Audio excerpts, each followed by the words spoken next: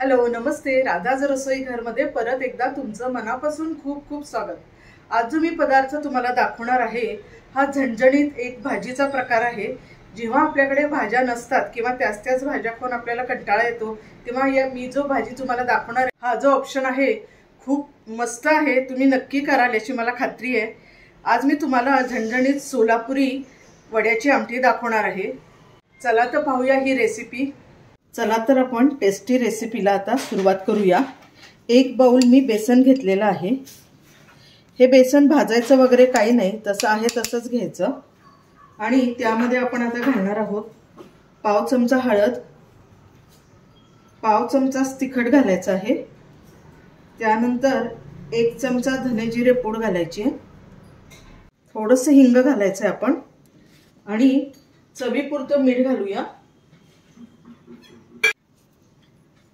अगदी थोडं मीठ घालायचं कारण आपण जी भाजी करणार आहोत, रस्सा करणार आहोत त्यामध्ये सुद्धा मीठ असणार आहे, त्यामुळे बेताचंच मीठ घालायचंय। आणि त्यानंतर 1 चमचा तेल आपण टाकून घेऊया।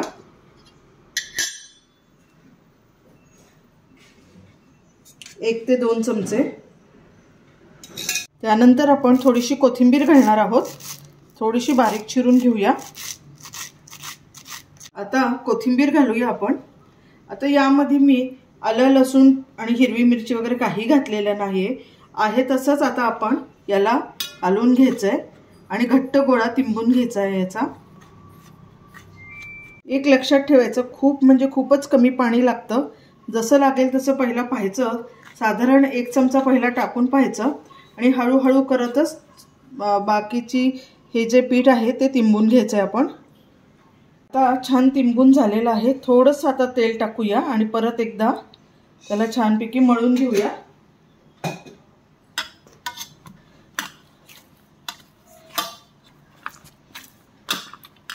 आणि 10 मिनिटांसाठी याला झाकून ठेवूया।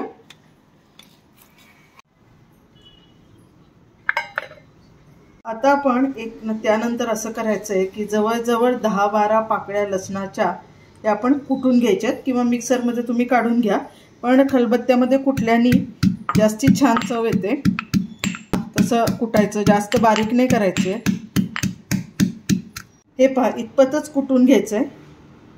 त्यानंतर थोडंसं ओलं खोबरं 2-3 चमचे। पण सोलापूर स्टाईल करतो आहे ही आमटी, म्हणून बऱ्यापैकी शेंगदाणे तिकडे असतात। आपण शेंगदाणे घालूया, भाजलेले आहेत। तुमच्याकडे कूट असेल तर कूट सुद्धा टाकू शकता। आणि त्यानंतर थोडीशी कोथिंबीर घालायची आणि हे मिक्सरमध्ये छानपैकी बारीक करून घ्यायचं आहे। हे पहा मस्त बारीक झालेलं आहे, इतपत ठीक आहे बारीक झालेलं। कढई तापत ठेवलेली आहे, आपण तेल घालूया। मोठे 2 चमचे आपण तेल घातलेलं आहे। तेल तापल्यानंतर मोहरी टाकायची आहे।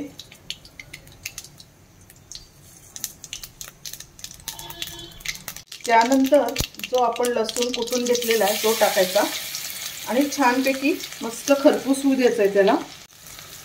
लसणांनी जो चव येते आणि इथे खमंग वास येतोय, आहा मस्त फोडणी झालेली आहे। नंतर फोडणीतच थोडीशी कोथिंबीर घालायची, वास छान येतो त्यानी।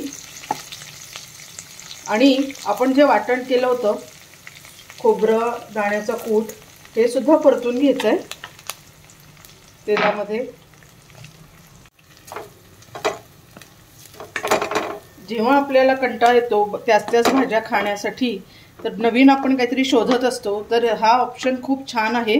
एक तर पटकन होतो आणि चवदार आहे। तुम्ही भाताबरोबर सुद्धा खाऊ शकता, भाकरी पोळी कशाबरोबरही हा पदार्थ छान लागतो। यामध्ये आपण पाव चमचा हळद घालायची आहे। 1 चमचा मोठा आपण तिखट घालतोय। 1 चमचा मोठा गोडा मसाला घालायचा आहे आणि धने जिरे पूड, परत एकदा हिंग, परत हे छानपैकी अजून एकदा परतून घ्यायचंय आपण। आता आपण यामध्ये पाणी टाकूया। हा रस्सा आहे तो पातळच करायचा असतो, कारण नंतर आपण ज्या वड्या टाकणार आहोत करून तो रस्सा शोषून घेतो, त्यामुळे सुरुवातीला घट्ट रस्सा ठेवायचा नाही, पातळ करायचा। आता मी थोडं अजून पाणी टाकणार आहे।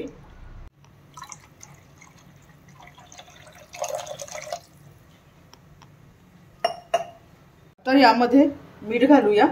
लक्षात ठेवायचं आपण वड्यांमध्ये सुद्धा पहिल्यांदा पीठ मळताना घातलेलं होतं आपण, जे आपण ज्याच्या वड्या करणार आहोत त्या पिठामध्ये मीठ घातलेलं आहे। आता छानपैकी उकळी येऊ द्यायची। आता हे जे आपली बेसनाचा जो गोळा आहे आपण 10 मिनिटांसाठी झाकून ठेवला होता, आता मी त्याची पोळी लाटून घेते। छोटा गोळा करून घ्यायचा आहे। नेहमीसारखी पोळी करायची आपल्याला, अलगद लाटायची आहे।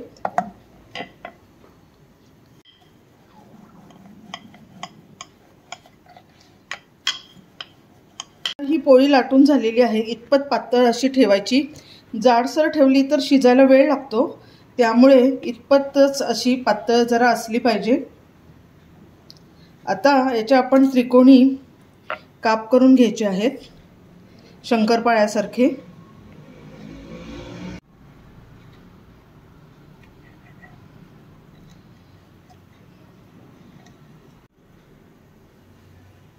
हे पहा, रश्श्याला तवंग किती छान आलेला आहे रंग।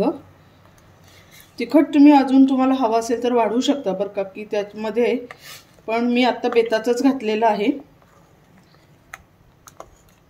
आता छान उकळी आलेली आहे। आपण एक एक या केलेल्या ज्या वड्या आहेत त्याच्यामध्ये टाकूया।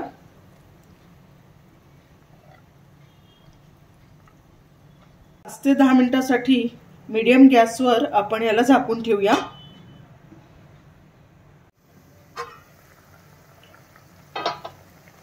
हे पहा,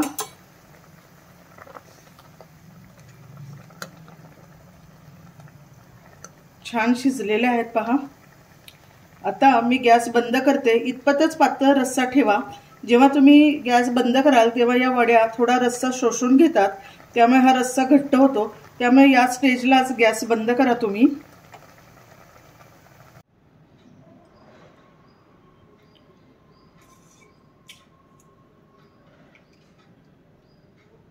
तयार आहे आपली पाटवडा रस्सा। नाही हा, याच्या पाटवडा रस्सा करायचा असेल तर कांदा लसूण मसाला वगैरे टाकलेला असतो।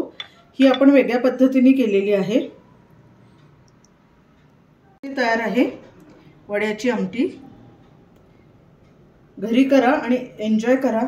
करायला सोपी असलेली ही रेसिपी आणि चवदार असलेली ही भाजी करायला फार वेळ लागत नाहीच, आणि शिवाय हे जे साहित्य आहे हे आपल्या घरी असतंच। त्यामुळे जेव्हा तुम्हाला भाजी खायचा कंटाळा येतो तेव्हा ही आमटी करून पहा, नक्की आवडेल। आणि एक करायला विसरू नका, राधा रसोई घर हे माझं चॅनल नक्की सबस्क्राईब करा। Thank you very much.